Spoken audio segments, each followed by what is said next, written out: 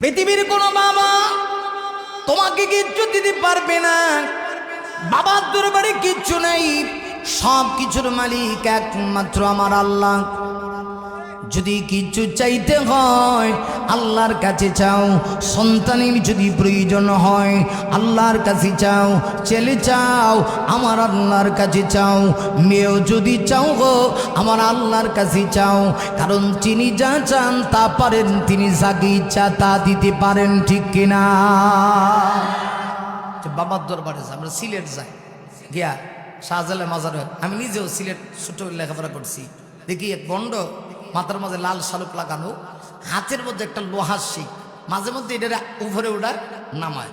কাছে গেছি এমনি দেখি এক গুনগুন সুরে কর, একটা ছেলে দে রে বাবা, একটা ছেলে দে, কামাই খাওয়ার আশা নাই রে বাবা, আব্বু ডাকবো কে, ঠুং ঠুং ঠুং। আসেনি একটা ছেলে দে রে বাবা, একটা ছেলে দে, কামাই খাওয়ার আশা নাই রে বাবা, আব্বু ডাকবো কে। আল্লাহ খুব নারাজ হয়। আল্লাহ কয় ছেলে কি তোর বাপে দিব? নিজের বাপরে কোনোদিন আব্বা ডাকে না। কথা কোন না কার? আপনি এত সুন্দর কথা কইতেছেন, আমি ওয়াজ না করে ভারি ও আরো জোরে এখন, ঠিক কিনা? নিজের বাপরে কোনোদিন আব্বা ডাকে না।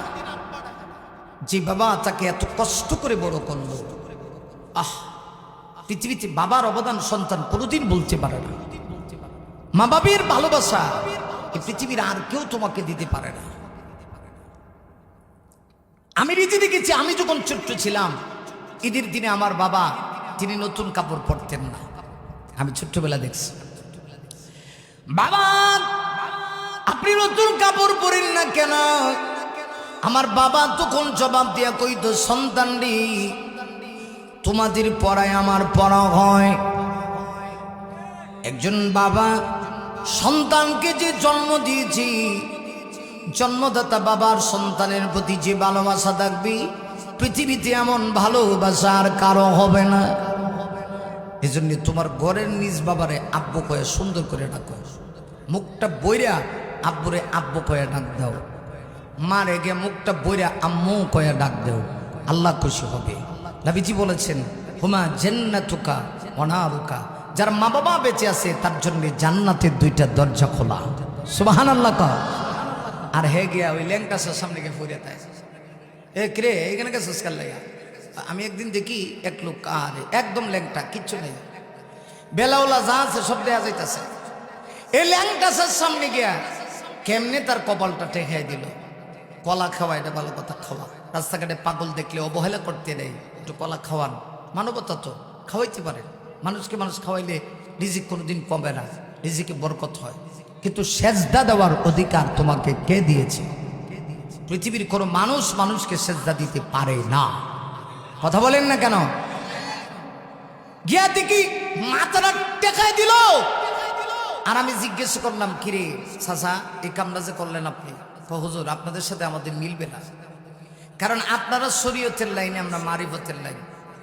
কথা খারাপ হয় না কিন্তু। আমি বললাম চাচা আসলে তো আপনি যেটা ধরছেন এটা মারিফত না, এটা মরার পথ। কথা কন না কা? এটা মারিফত না, এটা মরার পথ। কারণ পৃথিবীতে কোনো মানুষ মানুষকে সেজদা দিতে পারে না। আল্লাহ খুব নারাজ হয়। আল্লাহ কয়, বান্দা তোর এত মহাব্বত করি, কপালটা আমি তোর নিজের হাত দিয়ে, আমার নিজের হাতটা লাগাই তোর কপাল বানাই দিছি। এই কপাল দিয়ে তুই আমার সামনে মাথা নত করবি, কেমনে তুই মাথা নত করস? আমি জিজ্ঞাসা করলাম, এই লোকটার ভিতরে কি আছে? আপনি এইভাবে যে লোকটাকে সেজদা দিলেন? তখন লোকটা বলে, হুজুর আপনি বুঝবেন না, ভিতরে মাল আছে। তো বোঝা যায় না, ভিতরে মাল আছে। আমি জবাব দিয়ে বললাম, কি আছে না আছে সব দেখা হয়ে গেছে। কথা কন আরো জোরে কান। তাহলে আহলুস সুন্নাত ওয়াল জামাতের আকীদা, আমার নবীর মর্যাদা এই পৃথিবীর শ্রেষ্ঠ মর্যাদা। তবে আল্লাহর পরের মর্যাদা পৃথিবীর সবার সঙ্গে তুলনা হয়, আল্লাহর সাথে কাহারও কোনো তুলনা হয় না। আল্লাহর পরের মর্যাদা হলো বিশ্বনবীর মর্যাদা। ছোট্ট এই সূরাতে আল্লাহ তার হাবিব তার বন্ধুর সম্মান তুলে ধরছে। কেমনি তুলে ধরছে? সূরার তাফসিরে ঢোকার আগে সংক্ষিপ্ত শানে নজুলটা বলি, পটভূমিটা বলি। কেন আল্লাহ পাক এই সূরাটি নাজিল করেছেন, তাহলে আপনারা বুঝতে পারবেন। আপনারা সবাই জানেন আমাদের নবীকে পৃথিবীতে আল্লাহ পাক 63 বছরের হায়াতে মোবারকা দিয়া পৃথিবীতে পাঠাইছেন। আমাদের সবার হায়াতকে হায়াত বলা হয়, আর রসুলের হায়াত হলো হায়াতে মোবারকা। শুধু হায়াত না, বরকতময় হায়াত। সুবহানাল্লাহ কোন 63 বছরের ভিতরে 40 বছরে একদিন হওয়ার পরে আমার আল্লাহ নবীজিকে নবুয়তের মর্যাদায় আসীন করে দিলেন, দিয়া বললেন, নবী গো, আপনি মক্কার মানুষদেরকে আমি আল্লাহর প্রতি আহ্বান করুন। সংক্ষেপ কথা বুঝেন, নবীকে যখন এই কথা বলছে তখনকার সেই সবে গোটা মক্কাতে মানুষগুলি 3 দলে বিভক্ত ছিল। কয় দল? এক দল ছিল বহুত্ববাদী, খোদার বিশ্বাসী। ইয়ারা কই 1-2 জন আল্লাহ দিয়ে পৃথিবী চলবে না, অসংখ্য আল্লাহ লাগবে। একজন দুর্বল হইলে আরেকজন চালাইবে, আরেকজন দুর্বল হইলে আরেকজনে চালাইবে। অতএব 1-2 জন দিয়ে পৃথিবী চলে না, অসংখ্য আল্লাহ লাগবে। এটা হলো এদের বিশ্বাস। যে কারণে এরা আল্লাহর ঘর খানায় কাবার ভিতরে 360টা দেবদেবী ঢুকাইয়া দেবতাগুলির সামনে এরা মাথা নত করে। কথা বুঝছেন? আরেকজন মানুষ ছিল, এরা কয় এদের আকীদা পৃথিবী চলবে, তবে এত খোদা লাগতো না, অন্তত 3 জন হইলেই চলে। 3 জনে পৃথিবী চালাইব। একজন দুর্বল হইলে আরেকজন, আরেকজন দুর্বল হইলে আরেকজন, 3 নম্বর জন দুর্বল হইলে পরে কাটা চালাইতো। কথা কি কিছু বুঝতেছেন? গেল কয় দল? কথা কন না, কয় দল? 2 দল। তৃতীয় আরেক দল ছিল, এরা বলে অন্তত 2 জন লাগবে, একজন দুর্বল হয়ে গেলে আরেকজন চালাইবে। এখন আমি আপনাদের কাছে জানতে চাই, আপনাদের আমাদের আকীদা বিশ্বাস কি? পৃথিবী চালান কয়জন? এই জীবনের শেষ ওয়াজ মনে করেন যে আপনার জীবনে এমন হতে পারে যে আজকের ওয়াজটাই জীবনের শেষ ওয়াজ। এরম হয় নাই? হয় নাই? এই তো মাত্র 3-4 দিন আগে মহিমাগঞ্জ বাংলাদেশের একটা জেলা, ওইখানে এক বক্তা ওয়াজে থাকা অবস্থায় মাথা স্টেজে ঢলে পড়ছে, নিচের দিকে পড়ে স্ট্রোক করে মারা গেছে। আমি দেখলাম, আল্লাহু আকবার, আমি নিজের চোখে দেখলাম, ভিডিওটা ভাইরাল হয়েছে। জীবনের শেষ ওয়াজ মনে করে এই কথাগুলি আমার শোনেন। বলেন তো দেখি, আমাদের আকীদা বিশ্বাস কি? আমাদের রব কয়জন? হ্যাঁ, আরো জোরে শাহাদত আঙ্গুলি উপরে ওঠান, ওঠায় আল্লাহকে ডাক দেন। না, গায়ের যতটুকু শক্তি আছে ততটুকু শক্তি প্রয়োগ করে পৃথিবীর সবাই ঘুমন্ত, আল্লাহ জাগ্রত, আল্লাহকে একটা ডাক দেন তো অন্তর থেকে, আল্লাহ আল্লাহ আল্লাহ আল্লাহ আল্লাহ আল্লাহ। আমরা বিশ্বাস করি আমাদের রব কয়জন? হ্যাঁ, নবীজি এক আল্লাহ দাওয়াত দেয়। আর কেউ বহু খোদা, কেউ 3 খোদা, কেউ 2 খোদা লয়ে পড়ে আছে। দেখে গেল লাগিয়ে গেছে গা। নবীজি রাহমাতুল লিল আলামিন যখন এক আল্লাহ দাওয়াত দিচ্ছেন, গোটা মক্কায় রসুলের বিরুদ্ধাচরণ শুরু হয়ে গেল। খেয়াল করে, খালি বিরোধিতা তা না, এত বিরোধী যে আপন চাচা রসুলের বিরুদ্ধে চলে গেছে। চাচার নাম ছিল আবুল আহাব, চাচির নাম ছিল উম্মে জামিল, নবীজির বিরুদ্ধে চলে গেছে। না, শুধু আপন চাচা আর চাচি নবীর বিরুদ্ধে চলে গেছে তা না, নবীজি মাঝে মধ্যে এত বেশি কষ্ট পাইতেন। কাবা শরীফের দেওয়ালে আমার নবীজি খেলেন দিয়া অচরণ এনে চোখের পানি ছেড়ে দিয়া টপ টপ টপ টপ করে নবীজি চোখের পানি ছেড়ে দিয়া আকাশের দিকে 2টা হাত উঠাইয়া আমার নবীজিকে তাকাতেন আর আল্লাহকে ডেকে বলতেন, ও প্রভু, ওটা মক্কার সবগুলি মানুষ যদি আমার বিরুদ্ধে চলে যায় আমি কষ্ট পাই না গো আল্লাহ। আমার চাচা যে আমার বিরুদ্ধে চলে গেল, আমার চাচি যে আমার বিরুদ্ধে চলে গেল, আমি কি করব? অথচ গোটা পৃথিবীর দায়িত্ব তুমি আমার মাথার উপরে দিয়েছ। আল্লাহ তখন নবীকে সান্ত্বনা দিয়া বলেন, নবী গো, চোখের পানি মুছে ফেলুন। হকের কথা বললে চাচা বিরুদ্ধে যাবে, এমনকি চাচি বিরুদ্ধে যাবে। আপনি যখন হক কথা বলবেন গোটা পৃথিবী আপনার বিরুদ্ধে যেতে পারে, ঠিক কিনা? সত্যের পক্ষে গান গাই বলে আমি বিদ্রোহী, সত্যের পথে ডাকি বলে আমি বিপ্লবী।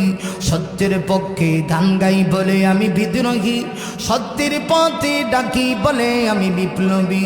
কোরআনের কথা বলি তাই বলে আমাকে মৌলবাদী, জিহাদের কথা বলি তাই বলে আমাকে জঙ্গিবাদী। আমি বিদ্রোহী, ঠিক না? আমি বিদ্রোহী বিপ্লবী মৌলবাদী কেন জঙ্গিবাদী, ঠিক না? জন্মের পরে কানে আজান কি দিনি, তুমি মৌলবাদী যারা হওনি। আবার মরণের পরে জানাজা পড়াবি, আবার মরণের পরে জানাজা পড়াবি, তখন কোথায় পালিয়ে যাবি? আমি বিদ্রোহী বিপ্লবী মৌলবাদী কেন জঙ্গিবাদী, ঠিক না? আপনি হক কথা বলবেন, আপনার বিরুদ্ধে লোক যাবে তো। এই পৃথিবীর দৃষ্টান্ত এরকম, অসংখ্য ভালো মানুষ পৃথিবীতে নেই। ও কোরআনের পাখিরা পৃথিবী ছেড়ে চলে গেছে। অসংখ্য হক্কানি আলেমকে হকের কথা বলার কারণে ফাঁসির মঞ্চে ঝুলন্ত করা হয়েছে। ওদের একটাই দোষ, ওরা হক কথা বলেছে, যে কারণে ওদেরকে ফাঁসির মঞ্চে ঝুলন্ত করা হয়েছে। আর ইতিহাসের পাতায় ওদের নাম স্বর্ণ অক্ষরে লেখা আছে, থাকবে তো। কারণ এই জমিন যতদিন থাকবে, খোদার জমিনে কোরআনের পক্ষে হক কথা বলার মানুষও থাকবে। কথা বলো মুসলমান, ঠিক না? এটাই স্বাভাবিক। বিশ্বনবী এই পৃথিবীতে আল্লাহর পরিচয় পাওয়ার শ্রেষ্ঠ নবী, রাহমাতুল লিল আলামিন, হক কথা বলার কারণে চাচা চলে গেছে নবীর বিরুদ্ধে। আল্লাহ নবী চোখের পানি মুছে গেল। এটাই দুনিয়ার বাস্তবতা। আপনি মিষ্টি মিষ্টি ওয়াজ করবেন, আপনার বিরুদ্ধে কেউ কিচ্ছু কইব না, হুজুর খুব বালা। কিন্তু হক কথা বললেই দেখবেন কইব মৌলবী। হ্যাঁ, পরের বাড়িতে খায় আর এত গরম গরম কথা কয় না। কথা বলেন না কেন? একটু খেয়াল করেন, গোটা মক্কার সবগুলি মানুষ, আপন মানুষ বিরুদ্ধে চলে গেছে। একটা পর্যায়ে দেখা গেল নবীজির পরিবার নিয়েও ষড়যন্ত্র শুরু হয়ে গেছে। আল্লাহর হাবিবের পরিবার কত পবিত্র পরিবার। এবার একটু খেয়াল করেন, মূল কথায় আসছে। এই যে এতক্ষণে টার্নিং পজিশনে আসছি, এটা বুঝতে তাফসীরটা বুঝে ফেলবেন। আমার নবীকে আল্লাহ পাক মেয়ে সন্তানও দিলেন, ছেলে সন্তানও দিলেন। 4টে মেয়ে সন্তান দিলেন। তারা দুনিয়াতে পর্যাপ্ত পরিমাণ হায়াত পাইল, প্রাপ্ত বয়স্কা হওয়ার পরে দুনিয়া থেকে বিদায় নিল। কিন্তু ছেলে সন্তান দিলেন 3জন। বর্ণনায় এসেছে এই 3ও ছেলে সন্তান নবীজির ছোট্ট অবস্থায় দুনিয়া থেকে বিদায় নিল। এটা আল্লাহ পাকের ইচ্ছা, ঠিক কিনা? হ্যাঁ, প্রশ্ন হলো, আল্লাহ চাইলে নবীর মেয়ে সন্তান বাঁচায় রাখছেন, ছেলে সন্তান বাঁচায় রাখতে পারতেন না? রাখলো না কেন?